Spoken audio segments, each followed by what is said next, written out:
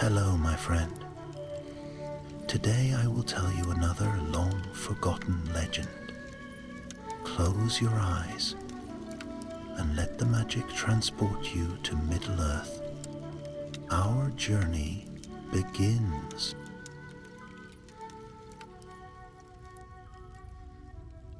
The plain of Dagorlad lay silent beneath the dusk, a wide and waning world of gray grasses stirring in the wind. Far to the south, the dark mountains of Mordor rose like jagged teeth against the fading sky. And upon that shadowed border, the gathered hosts of the last alliance made ready for war. Their campfires shone like stars fallen to earth, cold, steady lights that held back the night. Among them walked Larion of LOTR, a captain of keen sight and quiet tread. Though still light upon his feet, he felt the weight of the coming battle pressing upon his heart. The air itself seemed to carry tidings of dread. Messengers came and went, eyes solemn, bearing whispers of foul preparations beyond the dark marshes. Orc warriors were assembling in greater number each day, but that alone did not trouble Larion. It was something else, some new device of wicked craft, spoken of in hurried murmurs by scouts returning from the east. As twilight deepened, Larion was summoned to the council tent where Dagorlad and his chosen captains conferred. A golden lamp glowed upon the map spread before them, casting long shadows across the parchment. The High King spoke in steady tones, though the news was grave. Beyond the Alliance's sight, hidden behind the rising mists, the servants of Sauron had begun constructing engines of war, towering frames bound with iron and wagons packed with burning pitch. Should these monstrous devices reach the front lines when battle dawned, they would tear open the Alliance's ranks before sword or spear could be raised. "We cannot allow these machines to touch the field," Dagorlad said. "We must unmake them before they are brought forth, and for that task we need swiftness, silence, and a sure hand." Larion bowed, for he knew well the purpose in the High King's gaze. "My company will see it done." Thus, before the moon had risen high, a small band of elves gathered at the edge of camp. Cloaked in gray-green garb, woven by Galadrim hands, they moved with the wind as it whispered through the tall grasses. There were 11 of them besides Larion, archers, scouts, and 2 masters of woodland craft, who carried satchels of shimmering powder known as Elven fire, a substance that burned swift and bright without smoke. Among these companions was Thalanor, a sylvan guide whose laughter in brighter days had carried like bird song through the forest shadows. Yet tonight he was solemn, watching the east with wary eyes. He knew the lay of the land better than any, for he had wandered the approaches to the dead marshes long before war darkened them. Their path led across a lonely stretch of ground where the grasses grew thin and the earth felt damp beneath their boots. The sky, near starless, seemed dim as they pressed onward. No lantern guided them. Their elven eyes needed none. And though a hush lay over the plain, the uneasy stillness was not peace. It was the breath held before a storm. After several leagues, they reached a rise where scrub bushes clung to the stony soil. Larion halted and signaled for silence. Ahead, beyond the low ridge, a reddish glow flickered like the breath of some slumbering beast. The orc outpost. A handful of crude watchfires marked its perimeter, their flames licking at the blackened sky. Thalanor crouched beside Larion. "The engines are kept near the center," he whispered, "covered by hides and guarded by the stronger orc warrior clans. They fear their master's wrath should harm come to these war machines." Larian nodded. The task would be perilous but necessary.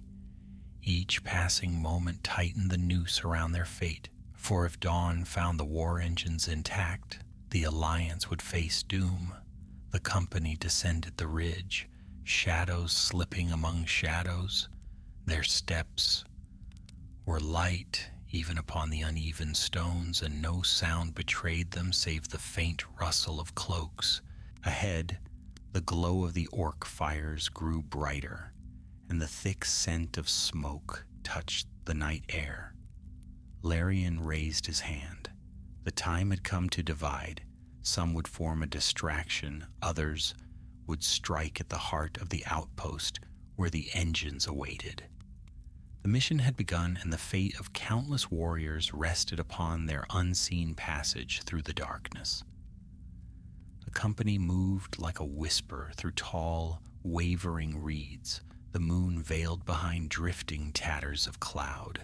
Each elf kept low, breaths soft, bodies steady, for the wind shifted with an uneasy chill, as though the very air feared what lay ahead.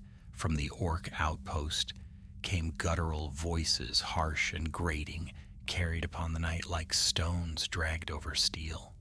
Their laughter rose and fell, coarse and broken, but no joy lived in it. These were creatures who found mirth only in cruelty. Larian motioned for the forward scouts to halt beneath the shadow of a weather-twisted willow.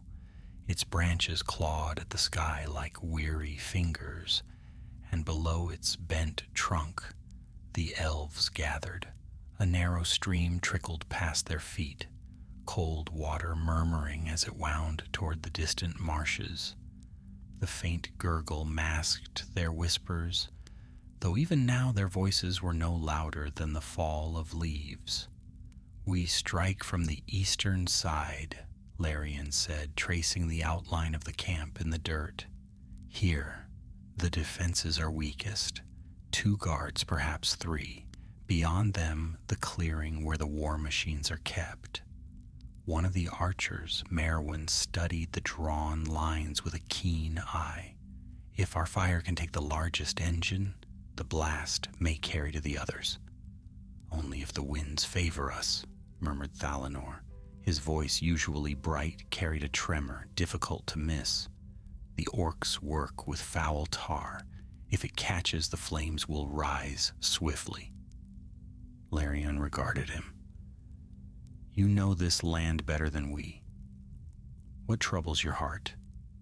Thalanor hesitated, his gaze flicking toward the distant glow of the campfires. "There are paths near the outpost that were not there in years past, new lines of earth trodden down by orc feet, but some seem dug by other hands, tracks that wander and do not return." He paused, voice dropping lower. "The marshes are waking, Larian. Souls drift near their borders again. I have felt them watching." A quiet unease passed through the group. The dead marshes were feared even by the elves. Long ago, the slain of ancient wars lay buried in those waters, and whispers told that their faces sometimes rose beneath the murk, pale and gleaming in the moonlight. No living feet sought those paths willingly. Larian placed a hand on Thalanor's shoulder. "We do not stray near the waters tonight. Our road lies forward. Once our work is done, we return the way we came. Steady your mind. The shadow grows long over all lands, but we must be its counterweight." Thalanor bowed his head slightly. "Forgive my doubt. I will not falter." With that they set forth again, creeping along the stream until the slope ahead dipped into a shallow hollow. The outpost loomed beyond, an ugly sprawl of tents stitched from coarse hide, pikes driven into the ground, and fire pits belching smoke.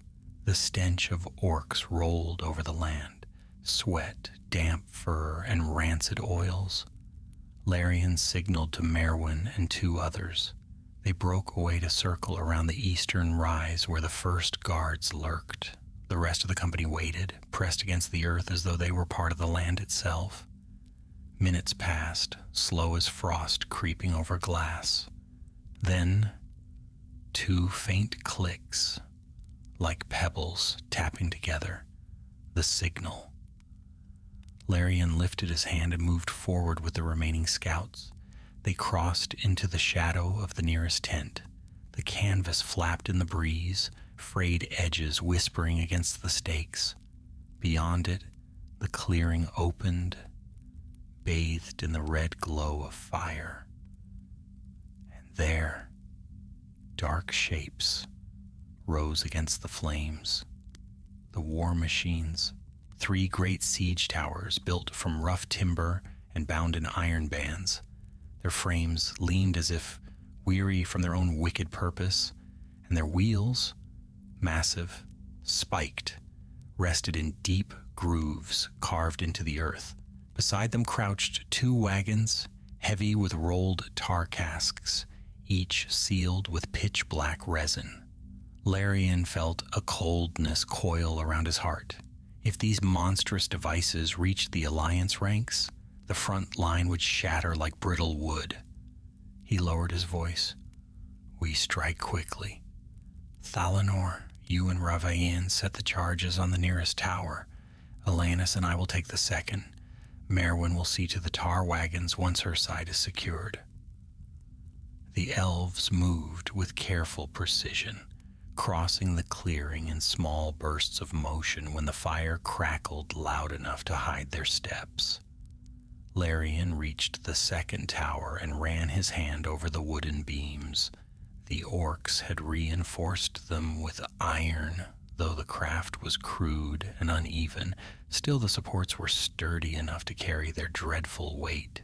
Alanis knelt and opened her satchel, revealing pale powder sealed in glass vials. "One on either side," she whispered. "When lit, they burn with silent flame until the moment of breach."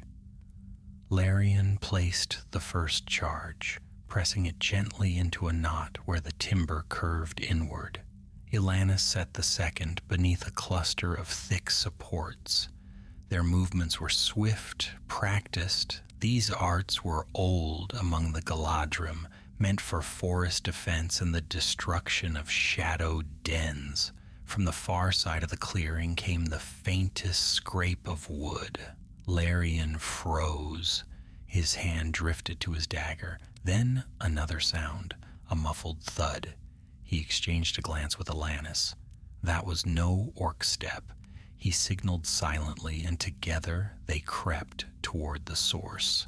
Near the edge of the clearing, half hidden behind a stack of tar casks, a shape slumped upon the ground. An elf. Larian's heart surged painfully. The figure wore travel-worn gray, torn and dirt-stained. His wrists were bound, and his head hung forward, dark hair matted with sweat and grime. Alanis gasped softly.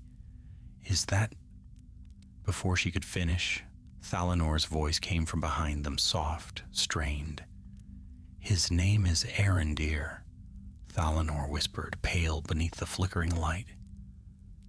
"He vanished 3 nights ago. He was one of our kin from the Northern Scouts." Larian moved to cut the captive's bonds, but before his blade touched them, Arendir's head snapped up. His eyes glowed with a sickly, unnatural sheen. "Larian, down!" Alanis hissed, but it was too late. Arendir's scream tore through the night, ragged, inhuman, carrying far across the outpost like the cry of a wounded beast. Orcs stirred, voices rose, armor clattered, fires flared as shadows leapt. Thalanor stumbled backward, horror twisting his features.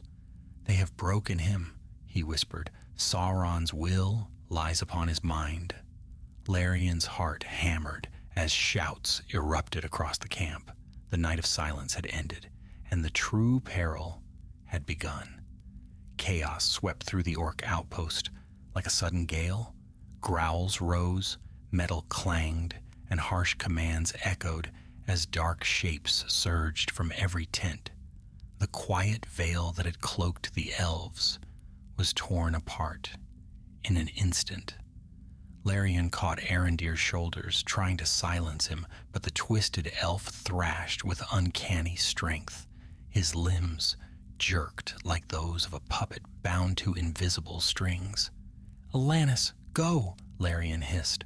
"Warn the others." She obeyed at once, vanishing into the shifting shadows, her cloak swirling like a fading wisp of starlight. Larian pressed Arendir to the earth, though every movement of the captive was wild and frantic. The glow in his eyes pulsed like the fevered gleam of some poisoned flame. Thalanor knelt beside them, grief cutting deep into his voice. "He does not know us. He sees only what Sauron wishes him to see." His hands trembled as he reached for Arendir's arm. "My friend, forgive me." But the captive lashed out with unnatural fury, forcing them both back. His cry rose again, broken, piercing. A horn blared across the camp. Larian's pulse quickened. "We cannot remain. Thalanor, leave him. We must fall back before we are surrounded." Thalanor hesitated only a breath, a single, agonized breath. Then he nodded, though despair dimmed his gaze. Arendir lunged once more, but the veins at his temple throbbed violently and his body collapsed into trembling silence, overcome by the strain of the dark power binding him. The elves withdrew into the smoke-hazed dark, moving swiftly as the first wave of orcs thundered into the clearing. Torches flared, blades gleamed, and snarls rose in every direction. Larian spotted Merwin and Ravain darting behind a cluster of boulders. The moment they saw him, Merwin shook her head sharply. "The path east is blocked. We must retreat along the stream." "Have the charges been placed?" Larian asked. Ravain nodded. "The first tower will burn once lit. The others are nearly ready, but with the camp roused, reaching them may prove impossible." Larian's jaw tightened. Failure here would doom the alliance lines come dawn. "Then we force our way to them, quietly if fate favors us, swiftly if it does not." They slipped into the narrow ravine carved by the stream. The banks rose on either side, sheltering them from the sight of orc torches bobbing above. The night air grew colder, carrying with it a heavy, stagnant smell. The marshes were near. Too near. A pale mist curled above the water, drifting like ghostly fingers across the stones. Thalanor's steps faltered as a faint light shimmered in the fog, soft, wavering, almost like a lantern seen through thick rain. "Larian," he whispered, dread hollowing his voice. "Do you see it?" Larian did, and his breath chilled. A pale face hovered within the mist. Not flesh, not living. It gleamed faintly, as though lit from beneath the water's surface. Empty eyes stared upward, sorrowful and cold. A fallen warrior long dead, one of the faces of the dead marshes. "Do not look upon them," Larian murmured. "Keep your eyes low. The dead seek only to draw the living into their quiet grasp." The company moved on, steps careful, breaths held. The shining face faded behind the drifting fog, yet another light appeared farther off, then two more, flickering like dying candles. Merwin shivered. "We stray too close. This road is cursed." "No road remains safe," Larian answered, "but we must return to the clearing. We cannot abandon the mission." Returning proved harder than leaving. Orcs swarmed the outpost in tightening circles, snarling and thrusting their torches into every shadow. The elves crept between jagged stones and clusters of blackthorn shrubs, keeping low as patrols thundered past just a few paces away. At last, they reached the edge of the clearing again. The war machine still stood, towering and grim, though now guarded by a throng of orcs armed with jagged spears. The casks of tar cast foul fumes into the air, mixing with the smell of sweat and smoke. "We cannot approach unseen," Ravayan whispered, "not while they stand thick as briars." Larion scanned the camp. Beyond the central fire pit, several orcs dragged Arendir's body toward a makeshift cage of iron. The sight sent a pang through him, but he steeled his heart. The living must be saved. The lost could not be reclaimed. "Alanis should be near the western tower," he said. "We make for her position. If one engine falls, the flames may yet leap to the others." They circled wide around the clearing, passing beneath low-hanging branches, skirting pits of murky water dredged from the marsh. Twice they avoided detection by mere heartbeats, once as an orc nearly stumbled upon Ravayan's cloak, another as two goblins quarreled loudly over a bundle of stolen rations. At last they glimpsed Alanis, crouched beneath the great wheel of the western tower. She had finished laying the charges, but was pinned by a pair of orc guards, posted close enough that even the slightest movement would betray her. Larion signaled to Thalanor and Merwin. They knocked arrows, slender, silver-fletched shafts glimmering faintly in the firelight. With a swift gesture, Larion gave the command. Two silent twangs.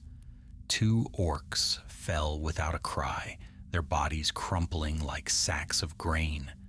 Alanis slid out from beneath the wheel, relief passing over her features. But before she could reach them, a roar split the air. Another orc had seen. He raised his horn. Larion sprang forward, leaping over a fallen crate.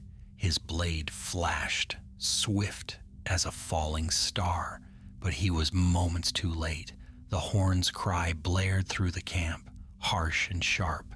Shouts erupted along the perimeter. Orcs poured toward them, dozens at once, weapons raised. "Elves!" one bellowed. "Elves among the machines!" The ground shook with the pounding of approaching feet. Alanis reached Larion's side, eyes blazing. "We can no longer rely on stealth."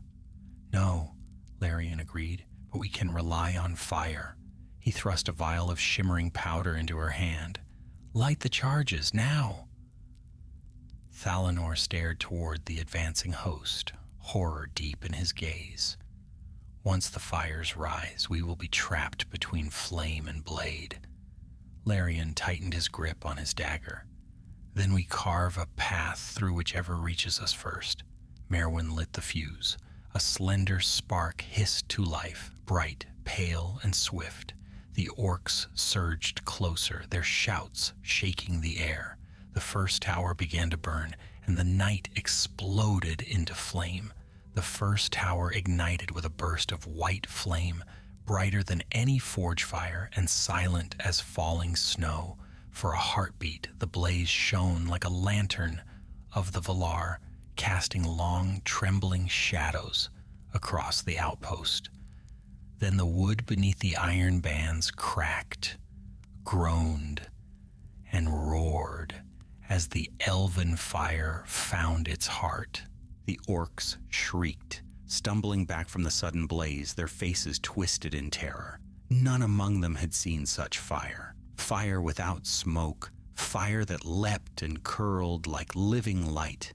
Panic rippled through their ranks, breaking the order of their charge. "Now, while they falter," Larion commanded. The elves sprinted across the clearing, weaving between crates and discarded spears. The flames climbed higher, licking the sky with white gold tongues. Sparks flew across the camp, carried by the rising heat, drifting like glittering embers toward the other towers. Ravain loosed arrows as he ran, each shaft dropping an orc before it could reach the company. Merwin followed close, her knife gleaming as she cut down a goblin that leapt from behind a stack of shields. The air filled with shouts and smoke, the deafening crackle of consuming flame. Thalanor paused only long enough to glance back at Arendir's unmoving form near the iron cage. Sorrow struck him again, sharp and deep. Yet there was no time, no chance to reclaim what the enemy had broken. With a low breath, he turned and followed after Larian. They pushed toward the second tower, but already orcs swarmed around it, their eyes glowing with fear and fury. A massive Uruk captain stood before the tower's wheel, wielding a cleaver of black iron. His armor was dented and scorched, his skin scarred from countless battles. He bared jagged fangs at the oncoming elves. "Come, little lights," he roared. "I will snuff you out myself." Larian drew his long knife and dashed forward, meeting the beast's charge head-on. The clash was fierce. The Uruk's blade struck with the force of an avalanche, tearing into the earth where Larian had stood only a breath before. Larian struck back, swift and controlled, scoring the creature's arm with a bright, shallow cut. The Uruk snarled. Elf blood burns no brighter than any other. "Then try to take it," Larian answered, his voice cold as winter stone. Thalanor and Merwin fought on either side of him, keeping lesser orcs at bay, while Larian faced the towering brute. Steel rang, sparks flew, and dust swirled beneath their feet. The Uruk was strong, far stronger than any mortal man, but Larian was light, precise, and unyielding. He dodged beneath a crushing swing, leaped over a low sweep, and drove his blade deep into the Uruk's side. The beast staggered. Ravayen, seizing the moment, put an arrow into its throat. The Uruk collapsed with a thunderous crash, shaking the earth. Larian did not wait for the dust to settle. "Elanis, the charges, set them now!"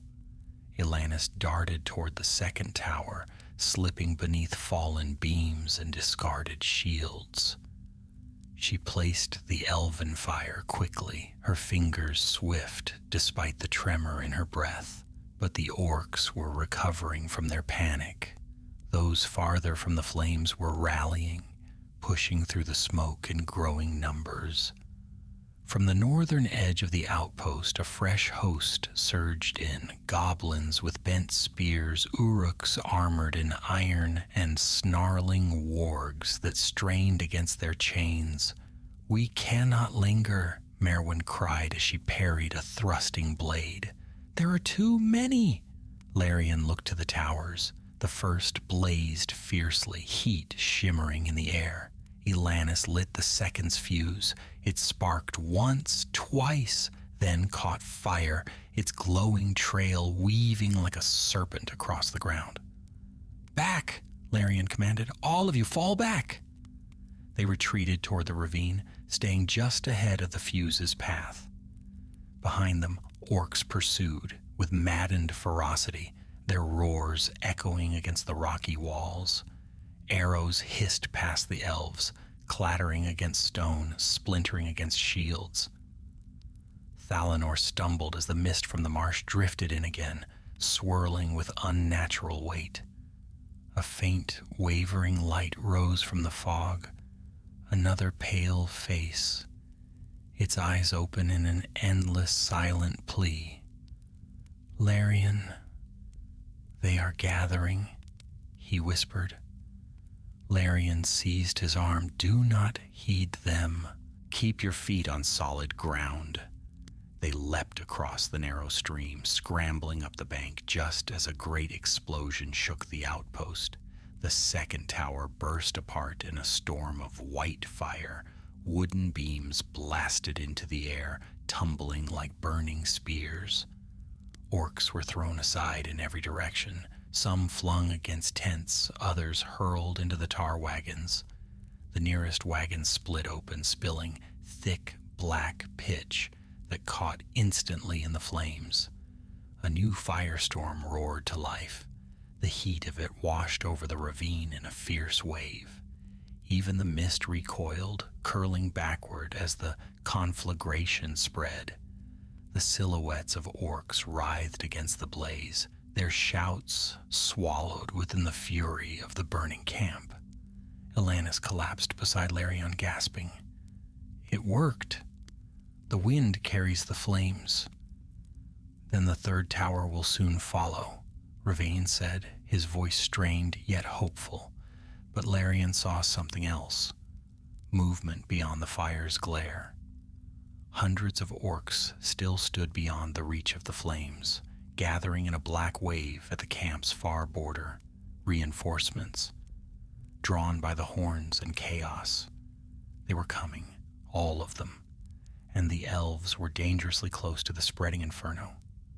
We must flee, Larion said. The marshes are our only escape. Thalanor paled. The marshes? But the dead? There is no time, Larion answered. If we remain, the orcs will trap us between the fire and their blades. The third tower cracked as the flames reached it, sparks shooting skyward like stars torn free from the heavens. Larion lifted his voice above the roar of the burning camp. Run, into the mist, go! And the company plunged into the ghost-lit vapors of the dead marshes, pursued by smoke, fire, and a horde of relentless foes. The dead marshes received them like a cold breath from another world. The mist swallowed the last glimmer of firelight behind the elves, smothering sound and sight alike beneath rolling veils of pale gray. Each step sank slightly into the sodden earth, releasing faint ripples that shivered across shallow, murky pools. Strange lights flickered beneath the surface, wavering faces, pale and sorrowful, drifting just out of reach. Larion kept his voice low. Stay close. Do not wander. Follow the rise of the land where you can, and trust no light but ours. The elves moved in a taut line, each watching the silhouette ahead to avoid losing the path. The marsh seemed to twist beneath their feet, patches of dry earth shifting, thin crusts giving beneath unexpected hollows. Thick reeds swayed without wind, brushing against their cloaks with cold, whispering touches. Behind them rose distant shouts, muffled by the choking fog. The orcs had reached the ravine. Their torches burned like dim orange stars swallowed by a sea of gray. We have moments only, Raven murmured, his bow held ready despite the heavy air. The smoke may hide us, but their numbers are many. They fear these lands, Merwin replied, though uncertainty shadowed her tone. The dead hold sway here. Orcs know better than to tread such ground. Fear driven by greater fear fades quickly, Larion said. If their captains drive them hard enough, they will follow. The earth trembled faintly beneath their feet, distant steps, heavy and numerous. Larion felt the vibration travel through the moist soil like an echo from some hidden cavern. Thalanor slowed at his side, one hand pressed to his temple. These lights, he whispered, they draw the weary mind. I hear voices. Larion gripped his shoulder firmly. Look at the ground, not the water. Look at the living, not the lost. Thalanor nodded, though sweat glimmered on his brow. The burden of the night weighed heavily upon him. Arendir's fate, the fire, the screams, and now the suffocating pull of the marshes. The company pressed on, winding between half-flooded mounds and slick patches of moss. Elanis paused at the crest of a low rise and searched the haze behind them. The flames have dimmed from view, she said, but the orcs come still. I can hear them. Faintly, like stones struck together. Larion joined her. He listened. At first he heard only the soft gurgle of thick water. Then, yes, a harsh clatter, disjointed and uneven, drifting through the mist. They break into smaller groups, he said, hunting parties. They mean to flush us out. Thalanor exhaled shakily. If they scatter, they may encircle us. Then we must reach firmer ground before they do, Merwin answered. There is a hillock west of here, dry stone rising above the marsh. I remember passing it on our way east. We head for it, Larian said. Lead us. Merwin took point, guiding them along narrow ribbons of land that wound through the marsh like ancient roots. Twice the ground shifted with a sickening lurch, as though something beneath the water stirred at their passing. The pale lights below grew brighter in places, crowding near the surface.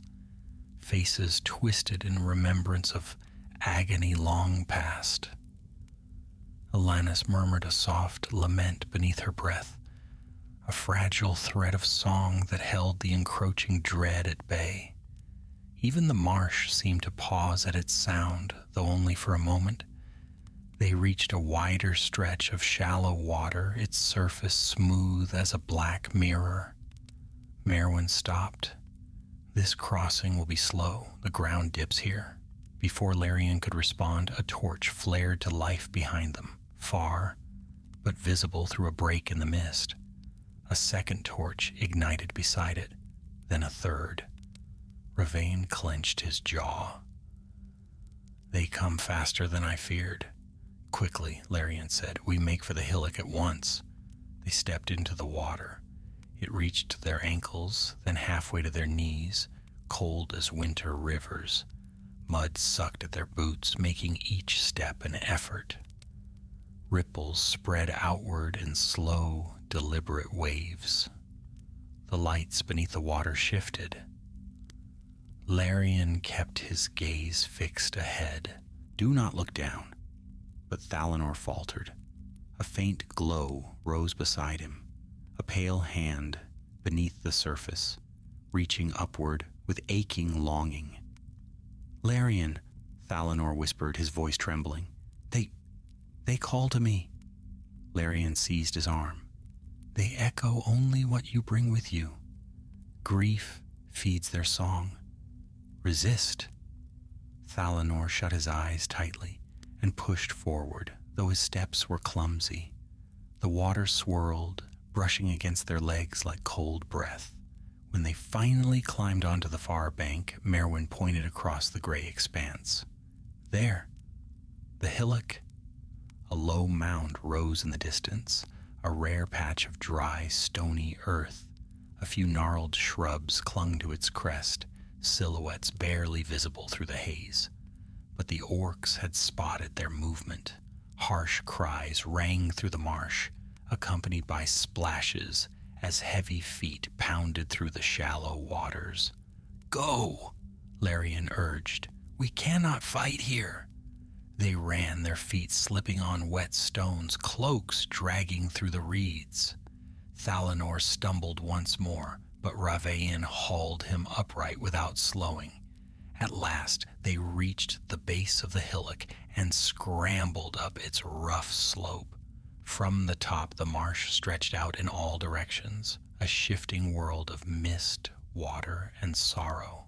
Larian scanned the haze.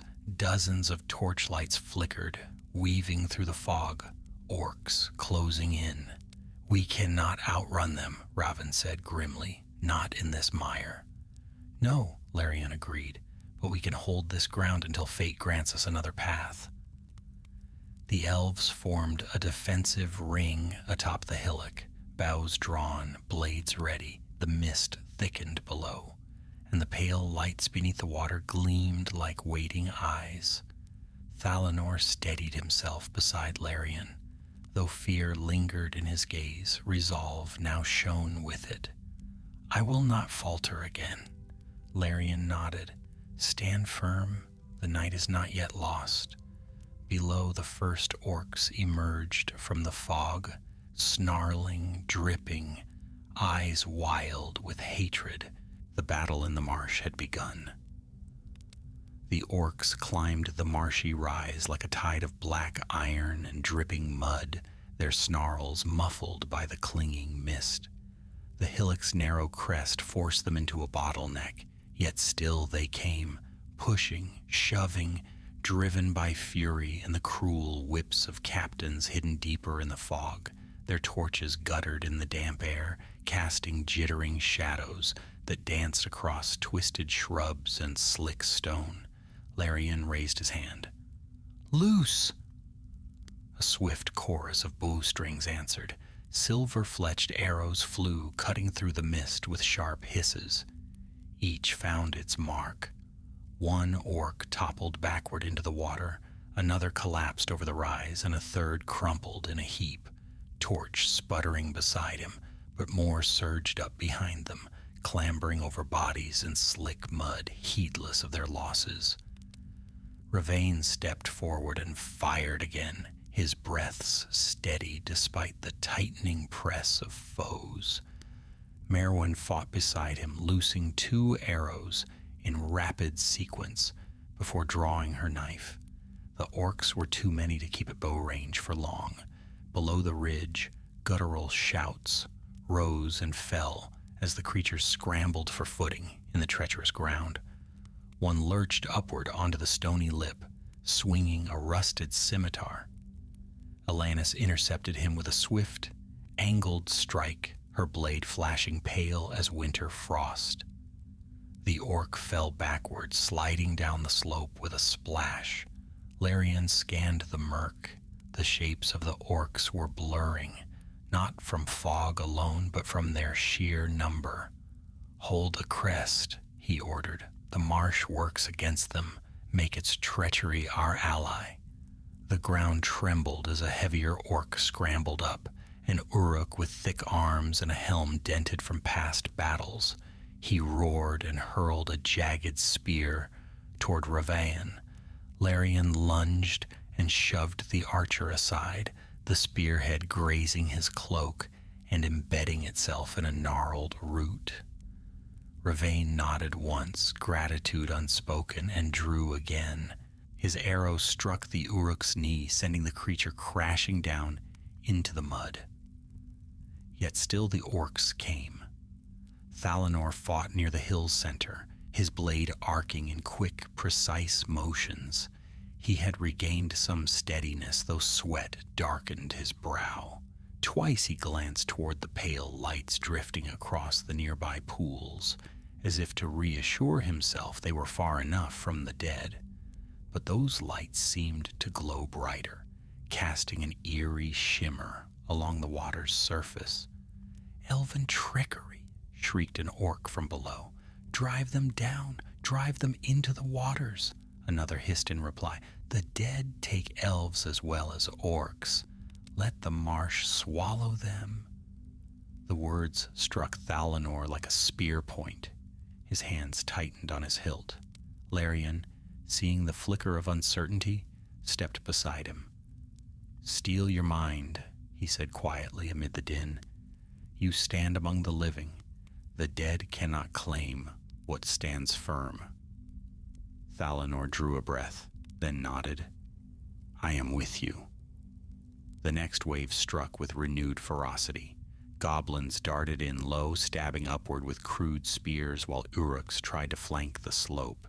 The elves met them with swift blades, the clash of metal ringing through the fog like distant thunder. Merwin parried a heavy blow and countered with a swift cut to her attacker's throat. "Their numbers are endless," she said, breathing hard. "If their captains press them harder still, they may swarm up the other side." "The other side is worse ground," Larian replied. "The water there is deeper. Even orcs prefer not to drown." But even as he said it, a horn blared in the mist, low, ugly, and close. The orcs pulled back abruptly, forming a ragged line at the base of the rise. Their snarls quieted. Those with torches held them higher, peering through the gray mists, as if awaiting some signal. Larian felt the air shift. "They are regrouping." Ravane's eyes narrowed. "A stronger force approaches," That horn was no goblin's. From the fog came the heavy tread of armored feet, deliberate, crushing steps that sent ripples through every pool. A towering Uruk emerged first, clad in thick plates of blackened mail. His helm bore jagged horns, and a rune of fire was smeared across his breastplate in crude red paint. He carried a mace the size of a small tree trunk, its head studded with iron spikes. Behind him marched 6 others, though none so large, hulking shapes with cruel visages, their armor clanking softly. Thalanor exhaled shakily. A war captain. Larian's grip tightened on his long knife. We must hold. If they break our line here, we fall into the marsh. The war captain raised his mace and pointed it at the hillock. Elves! He snarled, voice thick as gravel. You burn our master's weapons, you slay our kin. Now you die alone in the mire. Merwin lifted her chin. Come and try. The war captain roared and charged. The hillock shuddered as his massive weight struck its base. The smaller orcs followed, yelling, brandishing chipped blades and crooked spears. The earth churned beneath their feet, sending mud and water flying. The elves braced for impact. Larion met the war captain head on. Their weapons clashed with a sound like splitting stone. The brute's strength was immense. Each blow from his mace threatened to crack bone and shatter the very ground. Larion dodged one strike by inches, the spike-studded head smashing into the hilltop and sending shards of rock into the air. The other elves fought desperately around him. Elanus parried 2 goblins at once, her blade weaving in swift arcs. Ravane shot an orc mid-charge, then another, his accuracy unbroken even in the chaos.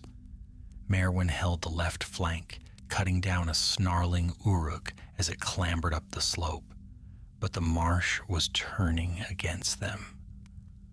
Water seeped up through fissures in the hillock's surface. The ground trembled under the weight of the battle, and the pale lights below seemed to draw nearer, drifting like cold lanterns beneath a glassy surface. The war captain swung again, so forcefully that when Larian deflected the strike, the shock numbed his arm to the elbow. "Fall, elf!" the brute bellowed. "This marsh will be your grave." Larion stepped back, boots sliding on wet stone. The war captain raised his mace for a killing blow. Before it fell, an arrow drove into the creature's neck. Deep, true. Ravane had shot. The Uruk staggered, choking, but did not fall. Instead, with a howl of fury, he hurled his mace toward the archer. Ravane dove aside, and the weapon slammed into the ground where he had stood, cracking the stone like brittle ice. Larian seized the moment. He lunged forward, blade flashing. The war captain reached for him, and Larian's long knife drove beneath the creature's ribs. Black blood poured. The Uruk fell to his knees, snarling, then toppled backward into the marsh with a splash. For an instant, the orcs faltered, murmuring in confusion and fear. "We break their will," Merwin said. "Press them, now!" But Larian's gaze fixed on the water where the war captain had fallen. The pale lights beneath the surface glowed brighter. The dead were stirring, and the marsh began to claim the fallen. Shapes moved in the water. Not faces, not memories, but something drifting upward like long-buried shadows awakening. Larian's breath froze. "The marsh hungers," he whispered. "We must leave. At once." A shudder passed through the sodden earth as though the marsh itself had drawn breath. The pale lights beneath the water swelled, halos widening in eerie circles. What had once seemed like distant flickers now glimmered close, too close, and the once still surface trembled with faint, unnatural ripples. Larian stepped back from the edge of the hillock, his heart beating hard against his ribs. "Regroup," he commanded. "The marsh stirs. We must move before it claims the ground beneath us." The surviving orcs hesitated, peering uneasily into the shifting water. Even their snarls faltered. They feared these lands more than elven blades. The death of their war captain had cracked their courage, and something in the marshes awakening tugged at their blackened instincts. Thalanor watched the rising lights with growing dread. "They reach for the fallen," he whispered. "Look." The Uruk captain's corpse, half submerged, slowly sank deeper into the murk, as though unseen hands were drawing it down. Beneath him 3 pale faces glowed like fading moons. Their eyes, vacant and sorrowful, stared upward through the swirling waters. Merwin swallowed hard. "We must flee before the orcs realize the marsh might spare us no more than them."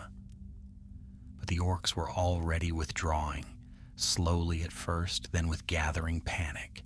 Their retreat became a chaotic scramble, shoving, slipping, falling over one another in their haste to escape the rising lights. One sought to cross a pool too quickly. The mud clutched at his legs and pulled him sideways. He screamed as he toppled headfirst into the glowing water. The sound cut short in an instant. The rest fled without looking back. In the blink of an eye, the elves stood alone atop the trembling hillock. Larian wasted no breath. "Down the western slope," he ordered. "Follow the higher ground and keep to the reeds. The marsh will quiet once we leave the center." They descended swiftly, though the incline was steeper than it had seemed upon approach. Stones slid under their boots and mud slicked the way. Alanis nearly slipped into a shallow pool, but Ravain caught her wrist with a swift, sure hand. Beneath them, the marsh groaned. Small currents twisted across its surface, patternless, drifting like smoke. Farther off, clusters of pale faces glimmered faintly, unmoving in the depths. "They watch us," Thalanor whispered, voice unsteady. "Do they know we are not their enemy? Or do they know only the shadow that bound them to this place?" Larian stepped beside him. "The dead do not hold malice, only memory. But even memory can ensnare the living. Look forward, Thalanor, not down." Thalanor nodded, though the strain in his eyes lingered. They pressed on, weaving through reed-choked paths where small spits of firmer land rose above the water. Merwin moved in the lead, her keen sight seeking safer routes. More than once she signaled them to skirt areas where the surface shimmered with too many lights, or where the mud sank too deeply with each step. Behind them, the hillock dimmed from view, swallowed by mist and the faint, wavering glow of the dead. The distant shouts of orcs faded until only the quiet gurgle of unseen waters remained. Alanis exhaled slowly. "We've escaped the worst, for now." "For now," Larian agreed. "But we have lost precious ground. Dawn will come soon, and the Alliance must not remain unaware of the fire we unleashed. If the enemy rallies before the day's battle, our efforts may have been in vain." Ravain glanced westward. "The smoke from the towers will be seen. That much will warn them." "Yes," Larian said, "but they may not know the truth of our peril, nor that orc forces may press upon their flank from the marsh if they muster before sunrise. We must rejoin them quickly." They moved more swiftly now, though the land still forced careful steps. As they climbed a narrow rise of firmer turf, a dry wind crossed their path, carrying with it a faint sound, the distant cry of a horn. Thalanor stiffened. "That is no orc horn." Larian listened, breath stilling. Yes, clearer now. a high, resonant call, keen as a silver blade. "Elven scouts," he murmured. "They search for us." Merwin smiled faintly. "Then we are closer to the Alliance's lines than I feared." The horn sounded again, this time a little to the north. With renewed strength, the company pushed toward the crest of the rise. When they reached it, the mist thinned just enough that they glimpsed shadows shifting through the gloom. Tall, slender forms, bows held ready, moving with the ease of those who belong to light rather than darkness. Larian cupped his hands. Lorien stands. Lorien stands still. The figures halted. One raised a lantern, silver and gleaming, and the mist recoiled from its radiance like a creature shrinking from dawn. "Larian?" a voice called. "By the stars, it is you!" The scouts approached at speed. Among them was Galamir, a longtime companion from Lorien, his golden hair damp with night's dew, his eyes bright with relief.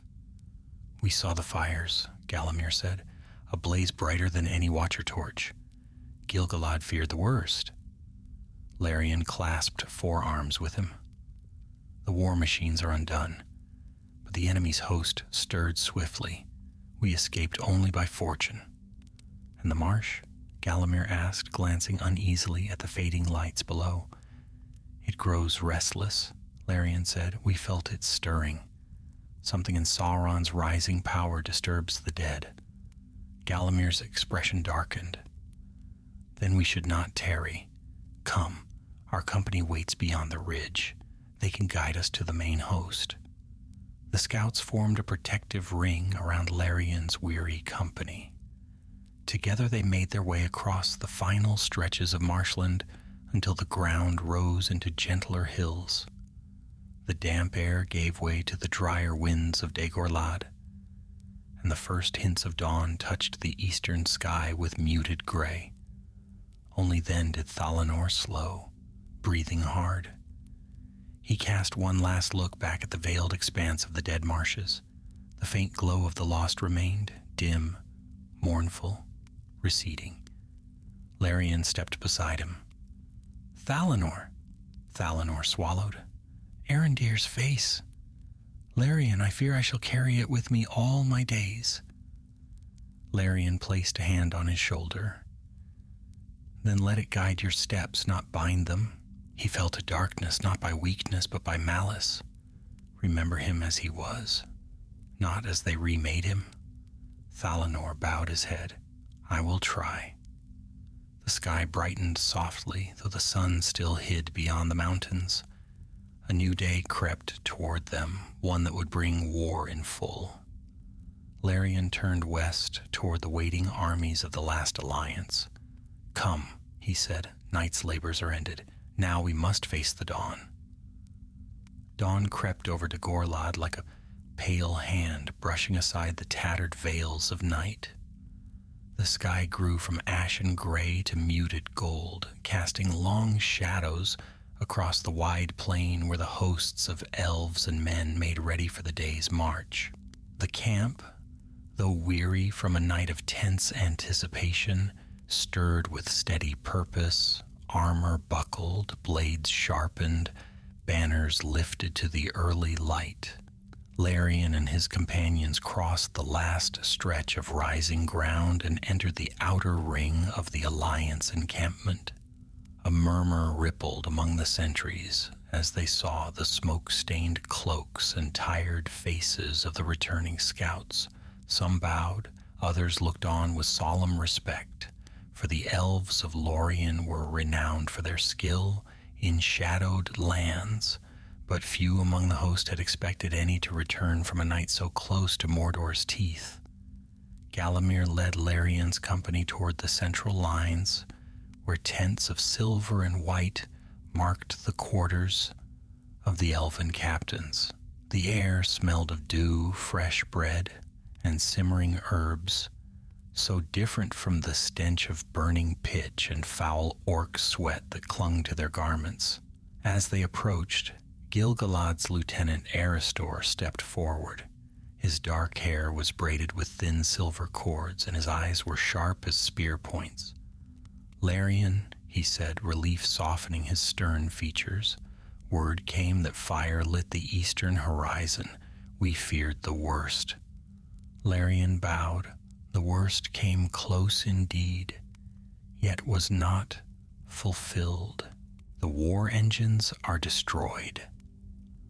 Aristor exchanged a glance with another captain, one who bore the crested helm of Imladris.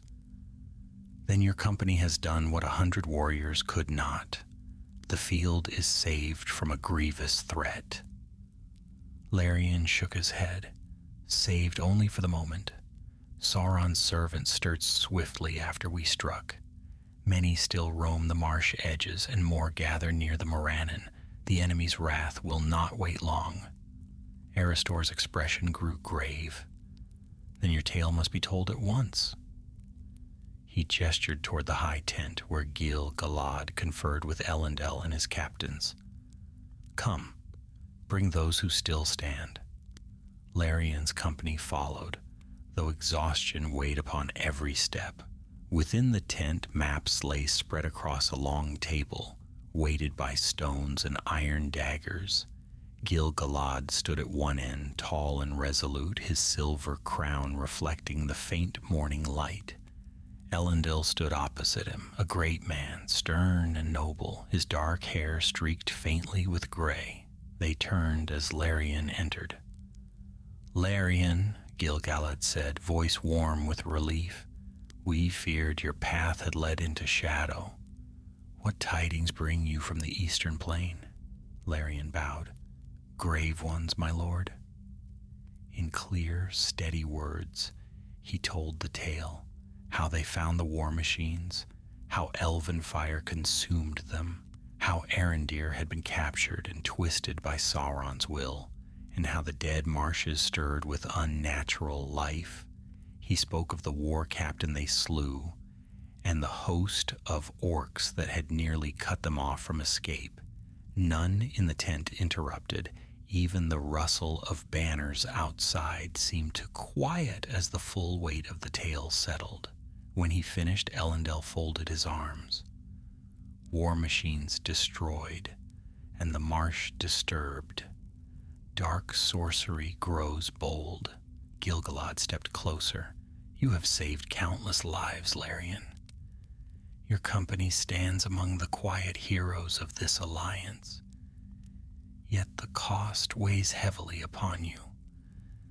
I see it in your faces." Thalanor lowered his gaze. "Arendir was my friend. To leave him there, to see what they made of him. It is a wound that will not heal swiftly." Gil-galad laid a hand on his shoulder. "You did what necessity demanded. Such cruelties are Sauron's doing, not yours." Thalanor nodded, though sorrow lingered. Elendil straightened. "Your deeds have bought us precious hours. With dawn we march upon Dagorlad's central plain. Sauron's host will come forth from the Morannon before noon, expecting his engines to greet us. And when they do not," Gil-galad said, "they will fight blind and furious. That fury may be our advantage." Larian inclined his head. "What would you have of us now, my lord?" "You and your companions will rest," Gil-galad replied firmly. "Your bodies are near spent, and your minds bear the weight of night's horrors. Find food, find breath, find stillness, however brief. When the battle begins, you shall take your place behind the archers of Lorien. Clear eyes and steady hands will be needed." Larian bowed deeply. "As you command." The captains dismissed them with gratitude and quiet words of honor. Outside, the light grew brighter as the sun crested the rim of the distant mountains. A cold wind swept over the camp, stirring cloaks and banners. It carried with it the scent of ash from the dying fires to the east, and something else, faint but unmistakable, a metallic tang, sharp and beating, the smell of war. Larion's company returned to their own small tents where water was brought, and cloaks were replaced and wounds tended. Though none bore mortal injuries, the mark of exhaustion lay upon them like a heavy chain. For a time silence reigned among them, broken only by the rustle of canvas and the distant clang of armor being readied. At last Merwin spoke softly. "Do you think the marsh will remain quiet now?" Larion shook his head. "Not for long. Its unrest is tied to the enemy's strength. As his shadow grows, so too does the turmoil in all lands touched by ancient sorrow." Alanis glanced eastward. "Then when the battle begins, the marsh may awaken again." "Perhaps," Larion answered, "but our fate lies on the plain, not in the waters. Let the marsh keep its dead, for today we stand among the living." Ravain adjusted his quiver, checking each arrow. "We fought through fire and shadow. We can do so again." Thalanor looked at his hands, steady now, though faint tremors returned whenever his thoughts drifted to the pale face of Arendir. "I will stand with you," he said, "whatever comes." Larion placed a hand over his friend's. "And I with you." A horn sounded in the distance, clear, strong, echoing across the awakening plain. The call to muster. Larion rose, fastening his cloak about his shoulders. Rest has ended. Soon the armies of elves and men shall march. Today Dagorlad will know the wrath of the last alliance. He stepped outside. The sun had lifted free from the horizon, spreading long beams of golden light across the gathering host. Banners of white, silver, and deep blue fluttered. Spears gleamed like fields of stars. Millions of footsteps stirred the earth. Larion breathed deeply. One night's peril was behind them, but the great battle had just begun. The plain of Dagorlad stretched before the assembled host like an ancient scar upon the earth, broad, harsh, and unyielding. Once, long ago, green life had stirred here. Now, beneath the rising sun, nothing moved but dust and the breath of war. The armies of the last alliance, elves, men, and their gathered allies, arranged themselves in vast, unwavering lines. Shields gleamed, banners rippled, and helms caught the rising light like shards of dawn. Larion stood with the archers of Lorien, his company positioned behind the foremost ranks of Gil-galad's warriors. Their cloaks fluttered softly, still bearing faint stains of the marsh's cold touch. Though exhaustion clung to their limbs, purpose steadied their hearts. The night had been survived. Now the test of daylight awaited. Thalanor adjusted his quiver, glancing toward the front. "It feels strange," he murmured. "After the shadows of the marsh, this open plain seems too still." Larion nodded. "Stillness before battle is a brittle thing. It may shatter at any breath." And indeed, a tense hush lay over the host, so complete that the distant sigh of the wind sounded like a whisper from some sleeping giant. Even the birds had fled these skies. Ravain touched the string of his bow. "When do you think Sauron's host will come?" "As soon as they gather enough resolve to step into the light," Merwin replied. "But come they will. He cannot hide his strength, not on the day he seeks to break the alliance." Alanis, calm and steady as ever, scanned the Morannon in the distance, a massive curtain of black iron and stone blotting out the gap between the mountains. "They watch us now," she said quietly. "His captains see our numbers. They know their engines do not stand beside them. Their pride will not let them delay."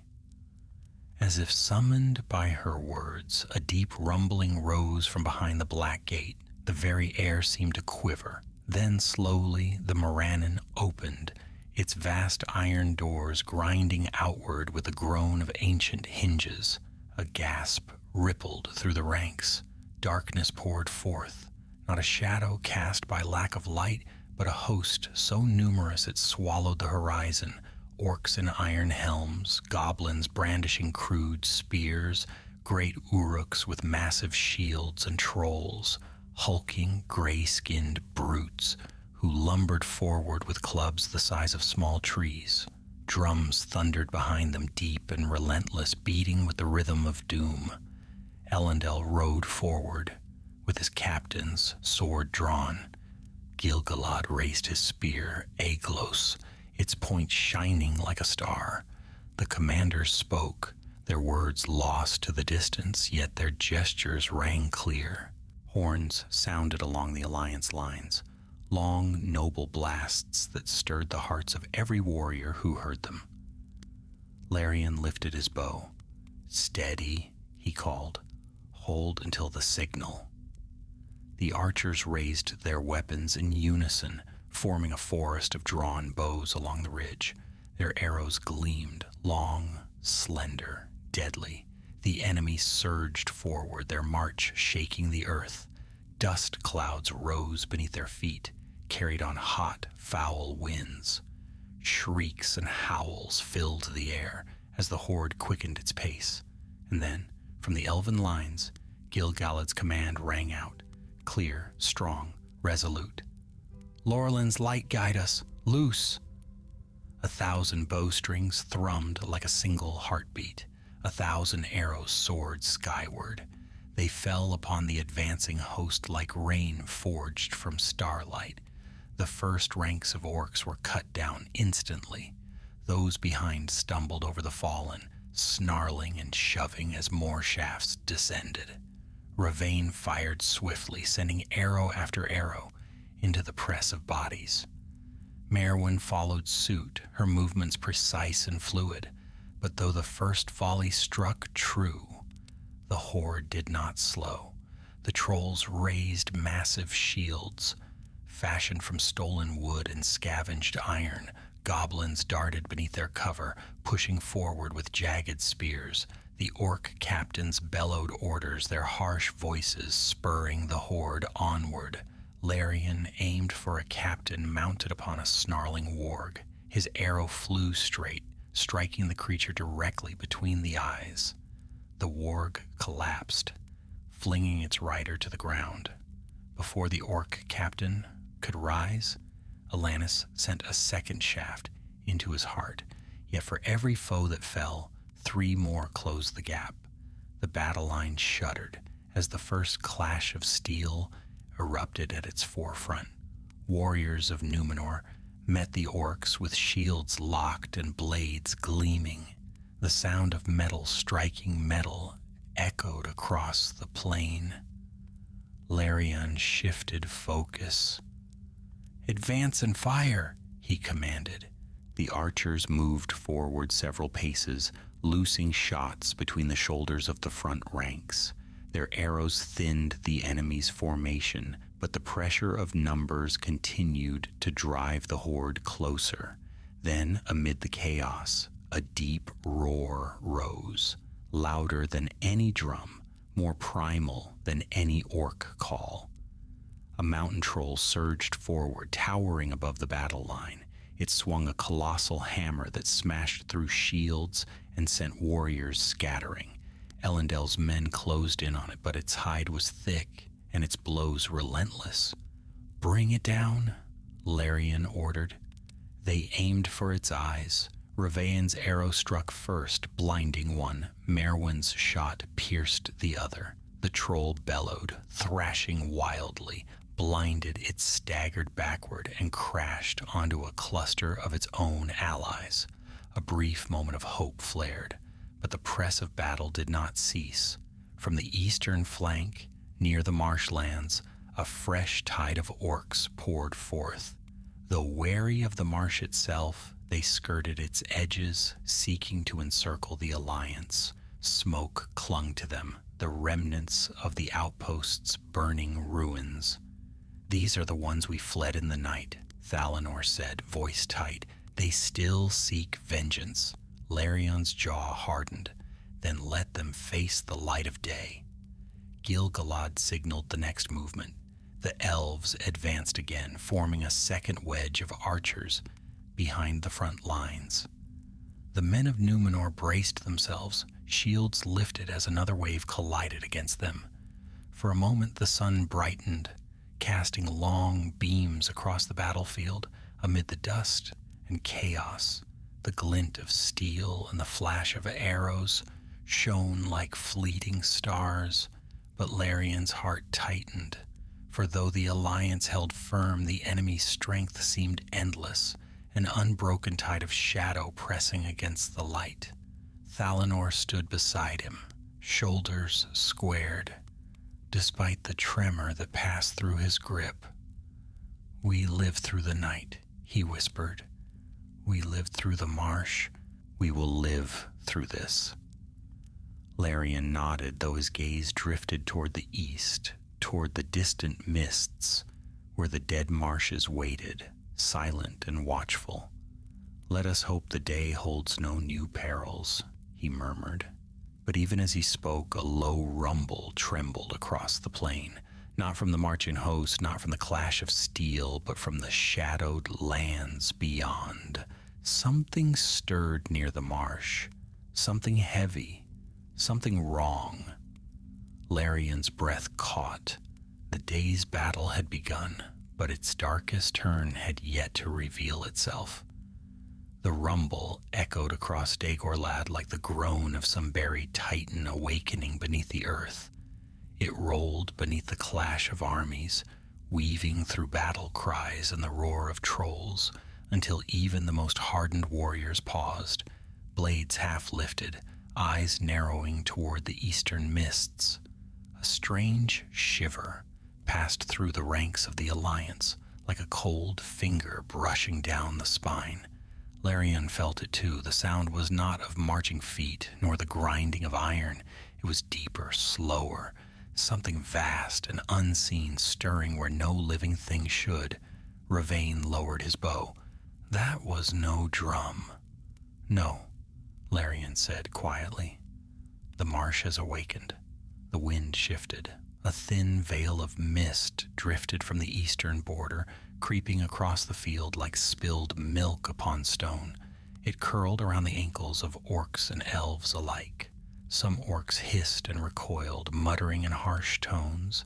Others snarled and pressed forward, eager to strike before new dread took root in their hearts. Gil-galad lifted his spear, voice ringing over the battlefield. "Stand firm.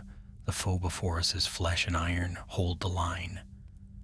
The elves obeyed, loosing fresh volleys that thinned the oncoming tide. Yet Larion could not shake the heavy dread settling over him. He stole a glance eastward. The white haze billowed thicker now, swirling like breath rising from a deep, cold well. Merwin wiped blood from her blade. "Is it the marsh itself coming for us?" Alanis shook her head. "The marsh obeys no will, but ancient sorrow. Yet whatever stirs the waters, it follows the enemy's rising strength." Larion turned sharply. "Eyes forward. The orcs seek our hesitation." Just then a massive troll lumbered into view, its gray skin mottled with old scars. It swung a crude metal plate like a battering ram, shattering shields and throwing warriors aside. The men of Numenor closed around it, but the beast was relentless, swiping aside 3 soldiers with one brutal sweep. Larion signaled to Ravain, "Aim for its jaw hinge." Ravain drew back his bowstring and released. The arrow flew straight, piercing deep into the troll's exposed throat. It staggered, roaring in fury. Merwin and Alanis fired together, striking its chest and shoulder. The beast toppled at last, crashing into a cluster of goblins. For a heartbeat the lines held, but the mist thickened still. A horn sounded from the Morannon, loud, harsh, commanding. The enemy surged with renewed ferocity, driven by that iron command. Orcs leapt over fallen bodies, Uruks pushed forward with towering shields, and goblins slipped between the legs of larger beasts, stabbing upward with jagged blades. Larian's company fired into the crush, each arrow finding its mark, but the horde pressed ever closer. The front ranks of the alliance braced, spears angled downward, shields locked tight. Then from the east, the ground trembled. A second rumble followed, stronger, nearer. The mists parted for a breath, and the warriors nearest that flank cried out in shock. Shapes moved within the haze, white, shimmering outlines, drifting forward in uneven sways. Ghostly faces gleamed beneath the ripples of half-seen water, pale, sorrowful, watching the living with hollow eyes. "The dead?" Thalanor whispered, voice cracking. "They come upon the plain." Larian's heart clenched. Impossible. They cannot leave their waters. Yet even as he spoke, the shapes glided farther from the marsh's border, drifting over the dead grass as though they floated still upon unseen depths. They did not walk. They did not breathe. Their movements were slow, mournful, inexorable. Some of the orcs nearest that flank froze in terror. Others fled, dropping weapons, howling as they stumbled over their own. The tide of battle near the marsh dissolved into chaos. Galamir, leading another line of archers nearby, called out, "Do not look upon them. Keep your eyes to the foe." But it was too late for many. The horror of those far-off faces, lit with the pale glow of ancient death, shattered courage like glass. Even seasoned warriors flinched and turned away. Larian forced himself to face the living battle. "Do not falter. They do not come for us. They follow the wrongness of the night." Yet the dead drifted closer still, silent, unchanging, their faces lit as though by lanterns beneath still waters. They did not reach out. They did not speak. They simply approached, drawn perhaps by the bloodshed or by the lingering shadow left by Sauron's corruption of the marsh. The enemy panicked. Orcs trampled one another to escape the specters. A great Uruk captain roared for order, shoving his warriors back into the fray, but even he flinched when a pale hand appeared mere inches from his armored shoulder, then passed right through him like drifting fog. He fell screaming, not from any wound, but from terror so deep it broke him. Gil-galad raised his spear, Eglos blazing like winter lightning. "Hold! This is no work of ours, nor the enemy's. Stand with the living and turn your blades to the foe." The elves regained their composure, rallying around their king's voice. Their formation tightened. Their archers resumed their deadly rhythm. The men of Numenor, inspired by Elendil's steady presence, reformed their shield walls.